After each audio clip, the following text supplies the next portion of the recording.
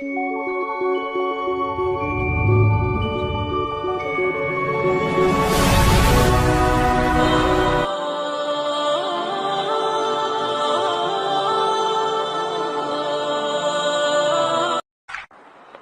warahmatullahi wabarakatuh. Pak Ustaz, apakah ada dalam Islam tentang syariat, tarekat, dan ma'rifah? Jika ada, tolong dijelaskan Pak. Ada, itu istilah. Ya, syariat itu ada. Kalau nggak ada syariat, bagaimana kita ibadah? Ya, ada syariat. Syariat itu cara ibadah. Syara'a lakum minad dini, ya? Kami telah syariatkan dalam agama.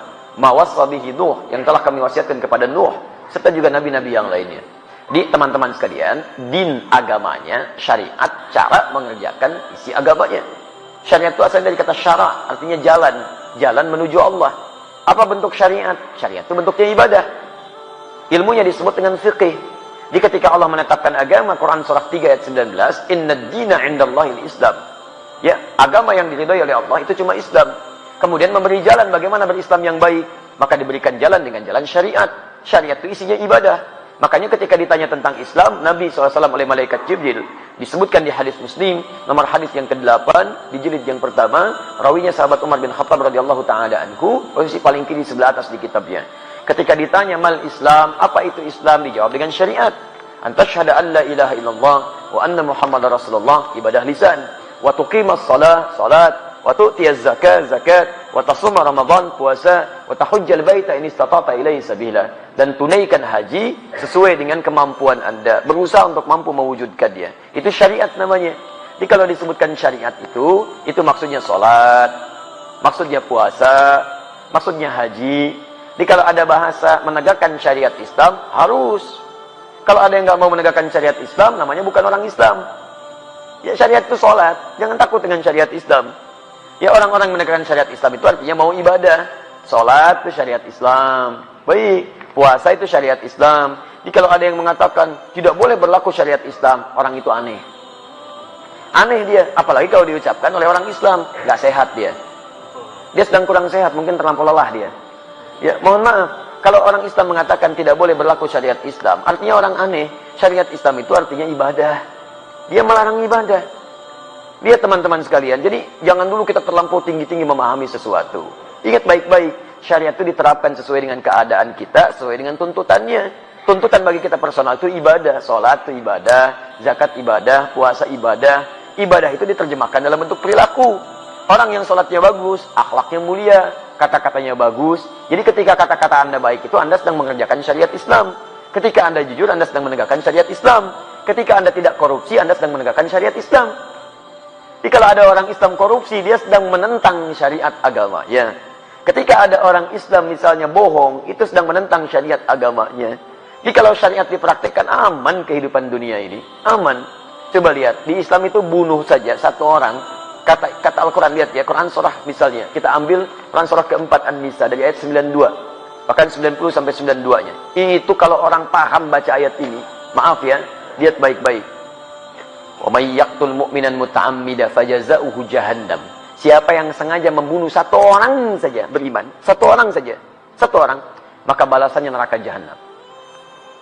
Awas, khalidan fiha, kekal di dalamnya. Wa ghadiballahu alaihi, Allah murka kepadanya. Wa la'anahu, dilaknat dia. Wa 'adda lahu 'adzaban 'azima. Dan Allah janjikan kepadanya siksa berlipat. Saya mau tanya pada Anda, muslim mana yang bercita-cita masuk neraka jahanam? Muslim mana? Makanya kalau orang benar-benar beriman kepada Allah, Islamnya benar, mau menegakkan syariat, nggak mungkin dia bunuh orang. Mustahil. Demi Allah saya katakan mustahil. Karena ketika mau bunuh, taruhannya neraka jahanam. Jangankan bunuh, maaf, mencela aja dilarang. Quran surah 49 ayat 12. Ya ayyuhalladzina amanu la yaskhar qaumin qaum, jangan saling cela. Jangankan saling cela, matanya aja nggak boleh lihat yang tidak baik. Quran surah 24 ayat 30 untuk laki-laki, 31 untuk perempuan. Ya, jangankan untuk menendang, jalan yang sombong aja nggak boleh. Quran surah 31 ayat 18, wala tamshi fil ardi maraha. Ayo, jangankan korupsi, mau curang aja nggak boleh. Wailul mutaffifin. Bahkan kata Al-Qur'an, aduh, daripada dipakai mencuri, potong aja tangannya. As-sariqu was-sariqatu faqtu aydiyahuma. Pencuri laki-laki perempuan, daripada tangannya dipakai perbuatan kotor, potong aja tangannya. Paham ya? Jadi kalau orang menegakkan syariat Islam dengan baik, aman, polisi tenang tugasnya. Wah, santai aja minum teh. Mau nyuri, ayo, muslim kan? Masya Allah. Mau bohong? Nggak bisa. Ayo, ingat ayatnya. Cuman gitu aja. Gampang tugasnya. Masya Allah. Nggak ada pekerjaan itu. Jadi tenang teman-teman sekalian. Nyaman kita. Silakan cek zaman Nabi. Berapa banyak tingkat pencurian terjadi? Cek zaman sahabat dan sebagainya. Lapas nggak akan penuh kayak sekarang. Sekarang membludak dan sebagainya. Ya kalau orang paham, gagal mencuri, gagal ini, gagal itu. Nggak akan bisa. Ujung-ujungnya apa? Ujung-ujungnya tenang kehidupan kita. Itu syariat namanya. Baik, cara untuk mengerjakan syariat disebut thariqah. Thariqah itu jalan, cara. Bagaimana caranya? Belajar dengan ilmu. Dengan ilmu. Dulu sahabat ada yang mau sholat, ilmunya belum bagus, belum belajar dia. Lihat di Al-Bukhari, nomor hadis 744. Nomor hadis di Muslim 397. Anda punya 10 salam yang versi bahasa Arab, ya, lihat jilid kedua, halaman 31. Perhatikan bagaimana seorang bernama Khalad bin Rafi Az-Zuraiqi sholat di masjid Nabi, di samping Nabi. Selesai sholat datang pada Nabi. Fa'atan Nabiya sallallahu alaihi wasallam faqala assalamu alaik. Assalamu alaik ya Rasulullah. Kata Rasulullah sallallahu alaihi wasallam, wa alaikassalam warahmatullah. Irji' salli fa innaka lam tusalli. Balik lagi sholat karena Anda belum sholat. 3 kali dia mengerjakan, 3 kali Nabi mengatakan, sholat lagi Anda belum sholat. Dia berkata, ya Rasulullah, ma'usinu ghairah. Saya nggak bisa lebih bagus lagi daripada ini. Alimni, tolong ajarkan saya. Masalahnya, dia tidak belajar dengan baik. Thariqah sholatnya, cara sholatnya tidak seperti Nabi mengajarkan. Maka dari itu diajarkan oleh Nabi, idza qumta ila shalah. Kalau kamu pengen sholatnya bagus, lihat asbighul wudu, sempurnakan wudu. Tsumma istaqbilil qiblah, menghadap kiblat yang benar. Kemudian takbir sampai dengan salam. Diajarkan oleh Nabi. Di thariqah itu cara beribadah dengan baik. Caranya bagaimana? Belajar berilmu. Maka turun ayat-ayat tentang belajar. Nabi aja belajar. Turun Quran 96 ayat 1 sampai 5. Iqra bismi rabbikal ladzi khalaq. Turun Quran surah 9 ayat 122. Wa ma kana al-mu'minuna liyanfiru kaffah. Falaula nafara min kulli firqatin minhum ta'ifah liyatafaqahu fid din. Turun Quran surah 58 ayat ke-11. Ya ayyuhalladzina amanu idza qila lakum tafassahu fil majalis fafsahu yafsahillahu lakum. Banyak ayat Quran dan hadis mengatakan itu semua. Ya, muncul hadis misalnya hadis riwayat Al-Bukhari nomor hadis 71 di Kitabul Ilmi, posisi paling kiri sebelah atas di kitabnya. Riwayat Abu Hurairah radhiyallahu taala anhu, "Man yuridillahu bihi khairan yufaqihu fid din." Siapa yang diinginkan jadi orang baik menurut Allah, maka dia akan dibimbing untuk mau belajar tentang agamanya. Hadis riwayat Ibnu Majah nomor hadis 233 dari Abu Darda radhiyallahu taala anhu, "Man salaka tariqan yaltamisu fihi ilman, sakhalallahu lahu tariqan ilal jannah." Siapa yang mau menyiapkan dirinya menempuh jalan untuk belajar tuntunan agamanya, maka akan dimudahkan jalannya dia untuk ke surga. Salaka tariqan, jelas kalimat habisnya. Tariqah. Man salaka tariqan tariqah. Jadi belajar itu adalah bagian dari sarana untuk mendekat kepada Allah dengan mengamalkan nilai syariat. Kalau tariqahnya sudah bagus, syariatnya sudah baik, maka ma'rifah dia. Ma'rifah itu kenal dengan Allah baik, kenal dengan dirinya, kenal tugas-tugas hidupnya. Kalau orang sudah kenal dengan Allah, tahu bagaimana sifat Allah, tahu bagaimana memanggil Allah, tahu bagaimana Allah, maka dirinya akan menegakkan syariat dengan benar, menjauhi hal yang dilarang, menegakkan hal yang diperintahkan. Nih, kalau orang kenal Allah, dia mau minum, dia kenal karena Allah itu melihat dirinya. Maka karena dia tahu Allah melihat dirinya, dia tidak akan pernah menyentuh minuman yang tidak Allah sukai. Karena saat akan disentuh, dia tahu Allah melihat. Nih, lihat. Kalau orang kenal dengan Allah, keluar dari masjid, nggak akan mungkin melangkahkan kaki kanan. Terlampau soleh dia. Pasti kiri. Dan tidak akan mungkin tertukar sandal. Karena ketika akan dipakai, dia tahu Allah tidak ridho dengan menggunakan hal yang tidak Allah sukai. Silahkan. Kalau Anda tidak percaya, hati Anda pun pasti akan menolak. Coba iseng-iseng ya. Begitu keluar dari sini, pakai alas kaki orang lain. Pakai alas kaki orang lain. Begitu Anda pakai, hati Anda akan mengatakan, itu bukan punya kamu. Jangan lakukan. Jadi hati Anda aja menolak. Apalagi orang yang sudah kenal dengan Allah.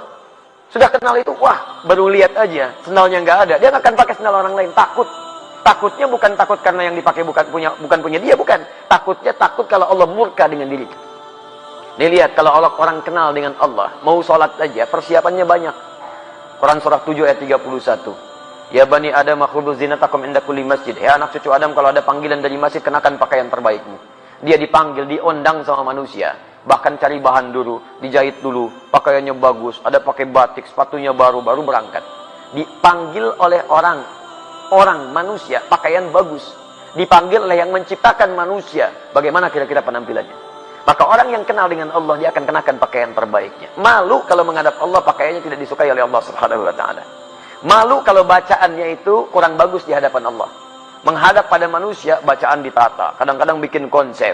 Begitu saya berhadapan dengan manusia, masih pakai konsep juga. Masya Allah. Bahkan antar pemimpin dunia, satu presiden, masih pakai konsep juga. Takut salah. Ya, takut salah. How can you do that? Masya Allah, lihat misalnya kan. Di konsep takut salah, takut keliru. Berhadapan dengan manusia, Anda masih persiapan. Maka bagaimana berhadapan dengan Allah? Maka orang yang kenal Allah, dia akan belajar. Takut kalau baca Al-Fatihah masih berantakan. Takut dengan kalimat. Katanya bernuntutnya bahwa pengen minta ibadah, tidak ada persiapan kita maksimal. Itu yang disebut dengan ma'rifah. Kalau sudah mendapatkan ma'rifah, puncaknya disebut dengan ihsan. Ihsan itu disebut di hadis Muslim, nomor hadis yang ke-8, di Al-Arba'in nomor hadis yang kedua, di lisan Nabi sallallahu alaihi wasallam. Al-ihsanu an ta'budallaha ka'annaka tarahu, fa illam takun tarahu fa innahu yarak. Orang ihsan itu akan menjadikan semua aktivitasnya sebagai ibadah. Makannya ibadah, minumnya ibadah, duduknya ibadah, seakan-akan merasa dipersaksikan oleh Allah. Paham ya? Baik, itulah ada syariat, ada tariqah, ada ma'rifah. Ini sebetulnya tidak aneh-aneh. Tidak harus kemudian Anda akan mendapatkan ma'rifah. Ya, kalau datang misalnya ke gua, ke gunung sendirian di situ, istri ditinggalkan, anak gak ada. Mama, papa, mama, mana papa, mama? Papa sedang ma'rifah. Masya Allah. Baik. Jadi titik ma'rifah itu tidak harus kemudian kehilangan segala hal dalam urusan dunia. Paham ya? Ya. Allah Ta'ala alam bisawab.